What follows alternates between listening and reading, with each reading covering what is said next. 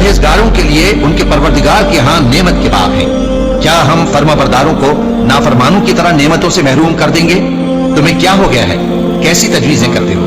क्या तुम्हारे पास कोई किताब है जिसमें ये बात पढ़ते हो कि जो चीज तुम पसंद करोगे वो तुमको जरूर मिलेगी? या तुमने हमसे कस्में ले रखी हैं जो क़यामत के दिन तक चली जाएंगी कि जो कुछ तुम तय कर लोगे वो तुम्हारा होगा? इनसे पूछो कि इनमें से कौन इसका जिम्मा लेता है। क्या इस कौल में इनके कुछ शरीक हैं?